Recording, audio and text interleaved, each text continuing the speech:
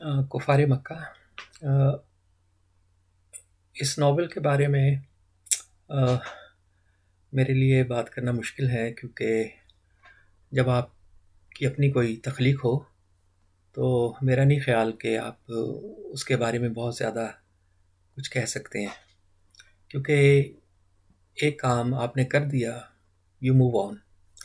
लेकिन मुझे मेरे बहुत ही प्यारे दोस्त आमिर हुसैनी ने कहा कि कुछ मैं इसकी बैकग्राउंड के बारे में बात करूं और कुछ आइडियाज़ शेयर करूं, तो इसलिए मैंने फ़ैसला किया कि अ, मैं चंद मिनट में कुछ इसके बारे में बता दूंगा, जो भी मैं बता सकता हूँ। ये नावल लिखने का आइडिया बड़ा पुराना है। ये नावल एज नावल शुरू नहीं हुआ। काफ़ी सालों पहले मैं लेक्चर था लाहौर से बाहर, तो वीकेंड पे मेरा लाहौर आना होता था अपनी वालिदा को मिलने, और मेरा एक ही भाई है उसे मिलने। तो इसी दौरान मेरी अपने दोस्तों से भी बातचीत हो जाती थी, मुलाकात होती थी गवर्नमेंट कॉलेज लाहौर के। तो उस वक़्त मेरा भाई बीए कर रहा था फ़िलासफ़ी में गवर्नमेंट कॉलेज लाहौर से। तो मुझे बताया एक दोस्त ने कि फ़िलासफ़ी डिपार्टमेंट में बड़ा एक अजीब वाक़या हुआ कि बकौल उसके मेरे भाई ने अपने फ़िलासफ़ी के टीचर को हकीकत रियलिटी की डिस्कशन में कोई कॉर्नर कर लिया। तो फिर उसने कहा कि अब बताएं रियलिटी क्या है। तो जो टीचर ने रियलिटी को डिफ़ाइन किया, वो मैं यहाँ बयान नहीं कर सकता, सेंसर करना पड़ेगा। लेकिन उस वाक़या ने को मेरे अंदर एक दो और ख़यालात को ट्रिगर किया। मैं वापस चला गया अपने अ, दूसरे शहर जहाँ मैं पढ़ाता था। तो उन दिनों में मेरे पास एक इलेक्ट्रॉनिक वो टाइपराइटर अवेलेबल था, और मैं उस पे दोस्तों को लेटर लिखना और कभी छोटी-मोटी कोई पोएम लिखना, इस तरह के काम करता था। तो एक दिन ऐसे ही, चूँकि आइडिया ज़हन में चल रहा था बेस्ड अपॉन वो डिस्कशन अबाउट रियलिटी, तो मैंने उस पे ऐसे एक मूड आया। तो मैंने वन आफ्टरनून, काफ़ी गर्मी थी उस दिन, लेकिन वन आफ्टरनून मैंने एक शॉर्ट स्टोरी लिख दी उस पे, और उसका नाम मैंने दिया एन ओब्लीक रेफरेंस। वो शॉर्ट स्टोरी, ज़ाहिर है उन दिनों में ज़ियाउल हक का दौर था, वैसे भी फ्रीडम नहीं थी ख़ास लिखने की, और इंग्लिश में शायद नहीं छपता था। मैं खुद भी इग्नोरेंट था कि कहाँ छापने का। वो मैंने अपने पास रख ली, और कुछ अरसे के बाद मैंने ब्रिटिश काउंसिल स्कॉलरशिप विन किया, और मैं लिंग्विस्टिक्स पढ़ने के लिए ग्लासगो स्कॉटलैंड चला गया। तो मैं अपनी ये शॉर्ट स्टोरी भी ले गया। वहाँ मैंने अपने एक प्रोफेसर को दिखाई शॉर्ट स्टोरी, और उसने वो शॉर्ट स्टोरी आगे एक कोई क्रिएटिव राइटिंग का प्रोफेसर था, author in residence kind of thing, तो उसको दी। तो उसने मुझे बुलाया, उसने बुलाकर कहा कि भी तुम्हारा एक्सप्रेशन जो है ये बड़ा कोई माचो सा है, और लेकिन है खूबसूरत, और ज़्यादा बात नहीं की। अ, लेकिन बहरहाल वो मेरे ख़्याल में कोई एक्सप्रेशन इतना अच्छा नहीं था, मुश्किल था। खैर मैं जब पाकिस्तान वापस आया तो मैंने द नेशन जॉइन किया। तो वहाँ मैं कल्चरल नोट्स वो बहुत लिखता था, तो मैंने वहाँ ये शॉर्ट स्टोरी पब्लिश कर दी, ज़ाहिर है कुछ सेल्फ सेंसरशिप लगाते हुए। लेकिन कोई सेटिस्फेक्शन नहीं हुई, क्योंकि ऐसा लगता था कि जिस तरह ये कहानी बता रही है कि भी इसमें कुछ चीज़ है जो मैं लिख नहीं पाया। वो कहानी बेसिकली एक लड़का होता है, उसको एपिलेप्सी होती है, और वो अपने सर्कमस्टांसिस की ही tries to make sense of the world around him. तो उसके बाद मैं मुल्क छोड़ गया पढ़ाने के लिए, मैं ब्रुनाई चला गया जहाँ मैं रेन फॉरेस्ट में बेस हो गया। और उन्हीं दिनों में इंटरनेट भी अवेलेबल हो गया, तो मैंने लिखना इधर उधर शुरू किया। और मैंने ये शॉर्ट स्टोरी मैंने न्यूजीलैंड से एक सदर्न ओशियानिक रिव्यू छपता था, तो मैंने वहाँ भेजी, उन्होंने उसको पब्लिश किया, बड़े खुश हुए, उनको वेलकम अबोर्ड, अच्छी स्टोरी है। लेकिन मेरा दिल को राज़ी नहीं था, यानी कि बाज़ औक़ात है ना कि कहानी आप नहीं लिखते, कहानी अपने आप को लिखवाती है। तो कहती रही शॉर्ट स्टोरी कि नहीं, इसमें बहुत कुछ मिसिंग है, इसकी बिगनिंग भी सही नहीं, बीच में काफ़ी है मसले। लेकिन आई मूव्ड ऑन। मैंने फिर और शॉर्ट स्टोरीज़ लिखी और इधर उधर पब्लिश की। उनमें से 3 स्टोरीज़ एक्सक्विजिट कोट्स जैसे मैगज़ीन में भी छपी, अपने वक़्त का बहुत बड़ा वो था मैगज़ीन, अच्छा रहा एक्सपीरियंस। और उसके बाद मेरे न्यूयॉर्क पोस्ट में और अच्छी जगह पे छपती रही कहानी है, और बेशुमार रिजेक्शंस भी हुई उसमें। अल्टीमेटली हुआ कि 12-13 कहानियाँ थी, और उनको एक कलेक्शन 2.5 वर्ड्स वो मेरा न्यूयॉर्क से पब्लिश हुआ, और ये ओब्लिक रेफरेंस मेरे जहन से ऑलमोस्ट निकल गई। और फिर 2007 में बेनज़ीर की डेथ हुई, असैसिनेशन, तो मेरे काफ़ी इम्पैक्ट हुआ मेरे पे, लेकिन उससे भी आई मूव्ड ऑन। फिर कोई 2-3 साल के बाद मेरी फैमिली मेरे साथ नहीं थी, तो मैं सो रहा था, तो आधी रात के बाद जिस तरह किसी ने मुझे फिज़िकली उठा दिया नींद से, और मेरे यहाँ पे दर्द जागने के बाद भी मुझे काफ़ी देर तक रहा।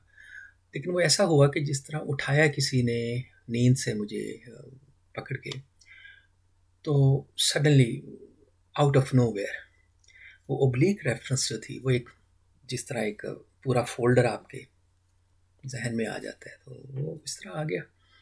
और मैंने फिर उसको जून 2011 में 11 सिटिंग इवनिंग में, दिन को नॉर्मल काम करने, और उसको मैंने 11 दिनों में नावल मुकम्मल किया। और उसके बाद मैंने उसे 2-3 पब्लिशर्स को भेजा, तो उन 3 पब्लिशर्स थे शायद, उन्हें सब ने उसको रिजेक्ट कर दिया, और मैंने उसके बाद उस नावल को फोल्डर को डिलीट कर दिया, और दैट्स इट, कहानी ख़त्म। इत्तफाक है कि द फॉलोइंग ईयर उन्हीं दिनों में 11 सिटिंग में मैंने दोबारा वो नावल लिख लिया। ऐसे ही कोई जहन में पता नहीं कोई कैफियत थी, मैंने लिख लिया, वो दोबारा लिखा गया। तो उसमें नावल कंप्लीट था, लेकिन उसमें छोटे से 2 गैप थे। तो खैर उसका पहले टाइटल ये था कि a day in the life of Abdullah, ये उसका टाइटल था। तो वो मैंने लिख लिया। उसमें 2 पैराग्राफ ऐसे थे कि जो मैं लिख नहीं पा रहा था। जब भी मैंने लिखने की कोशिश की तो मेरा कोई बड़ा एक जज्बाती कैफियत मुझे हो जाती, मेरे हाथ पाँव कांपने और आंखों से आंसू, आई कुडंट डू इट। तो एक दफ़ा मैं क्लास में था, तो मैंने कहा स्टूडेंट को, मैंने टास्क दिया, मैंने कहा 2 पैरा इसको कर लूँ मैं, कुछ I had to leave my class. तो खैर मैं उसको उस वक्त पब्लिश नहीं कर सका, क्योंकि उसके फ़ौरी बाद मेरा प्लान बना ऑस्ट्रेलिया माइग्रेट करने का। और इसके अलावा मुझे बड़ी शदीद इसी जगह पे जहाँ मुझे उठाया गया था, वहाँ मुझे स्पाइनल इंजरी हो गई। तो मैं फिर ऑस्ट्रेलिया आ गया। ऑस्ट्रेलिया आने के बाद मुझे कोई सेटलमेंट में टाइम लगा। इसके बाद मैंने नावल शुरू किया दोबारा। मैं 2013 में ऑस्ट्रेलिया आया, तो मुझे कोई 8 महीने से ऑलमोस्ट साल समझ लें, 8 महीने आगे पीछे, मुझे वो 2 पैराग्राफ जो थे इस नावल के, वो मुकम्मल करने के लिए मैंने लगाए, इतनी एफर्ट के बाद ही लिखे जा सके। तो जब ये मुकम्मल हो गया नावल, तो फिर एक दिन बैठे बैठे आया कि देयर इज़ अनदर लिंक है जो मिसिंग है। तो वो ये था कि जिस तरह अंदर से आवाज़ आती है या बाहर से आती है, कि एक सीन इसमें मिसिंग है कि जहाँ बच्चों का मर्डर होगा शरीयत के नाम पे। तो खैर वो भी मैंने लिख लिया, और जो बाद में बिल्कुल एग्जैक्टली जिस तरह एपीसी पेशावर का हुआ, वो मैं 2013 के एंड में मैंने वो लिख लिया था। मैंने कोई एंटिसिपेट नहीं किया, मेरा क्लेम नहीं है कोई। उसके बाद मैंने पब्लिशर्स को लिखना शुरू किया। उन्होंने कहा कि एजेंट होगा तो उसके थ्रू आप हमें अप्रोच करें। तो 2 साल लगे मुझे। एजेंट्स, बेशुमार एजेंट्स ने मुझे रिजेक्ट कर दिया। उनका ये कहना था कि मेरे पास कोई रेफरेंस होना चाहिए, कोई इस्टेब्लिश्ड पाकिस्तानी ऑथर का। कुछ ने ये कहा, मेरे पास नहीं था। कुछ ने कहा कि नहीं, हम इस तरह की पब्लिश नहीं करते। फ़ाइन। तो आखिर में स्याही एजेंसी है इंडिया की, बड़ी अच्छी। उन्होंने इंटरेस्ट शो किया, 3 चैप्टर पढ़े, उनका पूरा नावल भेजते हैं। मैंने नावल भेज दिया और फिर उन्होंने उसको एक्सेप्ट किया और they began looking for a publisher. तकरीबन 1.5 साल बाद उन्होंने कहा जी कि मसला ये है कि जिस तरह की लिटरेरी फिक्शन आपने लिखी है तो ये आजकल ज़्यादा नहीं पढ़ी जाती। लोग थ्रिलर पढ़ते हैं, रोमांस है, इरोटिका है, या कोई इशू है पाकिस्तान के, औरत का इशू है कि उस पर मजलूमियत का, इस पे उठाएं। तो मेरे पास तो ये इश्यूज़ नहीं है। लेकिन उसने कहा कि रूपा पब्लिशर्स जो हैं वो इसको छापने को तैयार है। तो मैंने कहा बिल्कुल छाप दे। तो रूपा ने फिर तकरीबन शायद 1 साल में इसको पब्लिश किया, और ये फिर मई 2018 ये नावल छप कर आया। और इसमें अहम बात ये है कि इस नावल को किसी ने पाकिस्तान में रिव्यू नहीं किया फॉर सम रीज़न। एक ये वजह, अगर रिव्यू किया तो हारिस खालिक साहब, बहुत बड़े नाम है उनका, पाकिस्तान के राइटर हैं, उन्होंने अपना कॉलम लिखा इस पे, रिव्यू नहीं किया। और आमिर हुसैनी मेरे दोस्त, उन्होंने मेरे कहे बगैर इसको रिव्यू किया। और मैंने इन दोनों दोस्तों को, भाइयों को, मैंने नहीं कहा था कि आप रिव्यू करें। लेकिन हैरानगी की ये बात है कि मेरे काफ़ी दोस्त ऑनलाइन फेसबुक या वैसे थे, कुछ ने ऑफ़र किया कि वो इसको रिव्यू करेंगे, और कुछ को मैंने रिक्वेस्ट की। मैंने कहा लोगों को उसकी कॉपीज़ भेजी, जो 8-10 बंदे थे। तो उनमें से 2 या 3 ऑलरेडी इसको रिव्यू मेरी पहली शॉर्ट स्टोरीज़ की किताब को कर चुके थे। लेकिन जब उनको किताब पहुंच गई तो उसके बाद दे ऑल डिसअपीयर्ड। मुझे ऑलमोस्ट सब ने अनफ्रेंड कर दिया फेसबुक से या ट्विटर से आउट कर दिया। और मैंने बड़ी कोशिश की कि उनसे कम्युनिकेट कर पाऊँ, लेकिन वो फॉर सम रीज़न उन्होंने मेरे से ताल्लुक़ ख़त्म कर लिया। इस पे मैं किसी टाइम लिखूँगा, क्योंकि इसमें चंद बड़े इंटरेस्टिंग और भी मेरा ख़्याल है वाक़यात हैं। तो एनीवे, अब आमिर हुसैनी ने इसको ट्रांसलेट किया है, और आई होप कि लोग जो पढ़ना चाहेगा, जो इसमें कुछ चीज़ों को, बैकग्राउंड को, मुआशरे को, मसाइल को, इशू को जिस तरह मैंने देखा है उसको देखना चाहेगा तो इट्स फाइन। जहाँ तक मेरा ताल्लुक़ है, मैं अब आई हैव मूव्ड ऑन, और मैं अब अपना दूसरे 1-2 मैन्युस्क्रिप्ट्स पे काम कर रहा हूँ। तो thank you very much. Aamir Husaini का बहुत शुक्रिया ख़ास तौर पे, और बाकी काफ़ी दोस्त जिन्होंने मेरा नावल पढ़ा। Thank you very much.